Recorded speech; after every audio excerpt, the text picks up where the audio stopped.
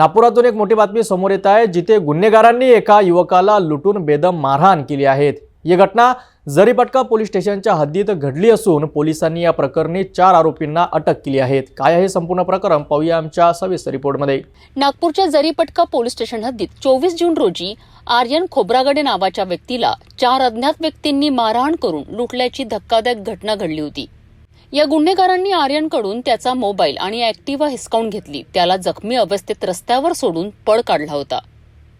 या घटनेनंतर आर्यन खोब्रागडे यांनी जरीपटका पोलीस ठाण्यात धाव घेत तक्रार दाखल केली। पोलिसांनी तत्काळ गुन्हा नोंदवून तपासाची चक्रे फिरवली।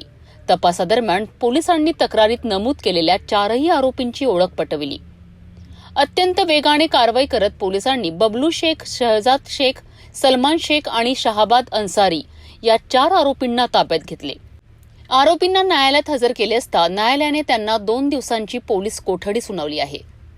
विशेष म्हणजे पोलिसांनी आरोपींकडून आर्यन खोब्रागडे यांची हिसकावून घेतलेली ऍक्टिवा आणि मोबाईल देखील जप्त केला आहे।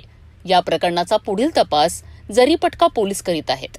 पोलीस ठाणे जरीपटका हद्दीमध्ये दिनांक 24/6/2025 रोजी आर्यन खोब्रागडे नावाच्या व्यक्तीला 4 लोकांनी मारहाण केली होती आणि त्याच्याजवळून एक मोबाईल आणि त्याची ऍक्टिवा हिसकावून घेऊन पळून गेले होते आणि त्यास नारी रोडवर सोडून दिले होते।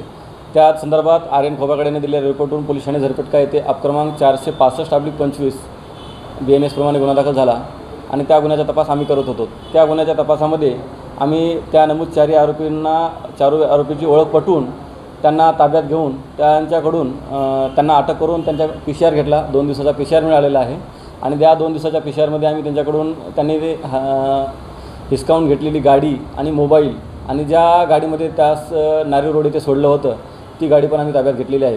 आरोपी आमच्या ताब्यात आहेत, पुढील तपास करीत आहोत। कुठलाही गुन्ह्यावर क्रिमिनल रेकॉर्ड नाही आहे, सध्या तरी नवीन आहेत आणि त्यांनी अंतर्गत वादामध्ये ही घटना झालेली आहे। तर पाहिलं तुम्ही, नागपुरातील गुन्हेगारीचे धाडस वाढले असले तरी पोलिसांनी तात्काळ कारवाई करत आरोपींना जेरबंद केले आहे। लुटलेली मालमत्ता परत मिळवण्यास पोलिसांना यश आले आहेत, ही एक दिलासादायक बाब आहे। या घटनेमुळे परिसरात एकीकडे भीतीचे वातावरण असले तरी पोलिसांच्या जलद कारवाईमुळे नागरिकांमध्ये विश्वासाचे वातावरण निर्माण झाले आहे।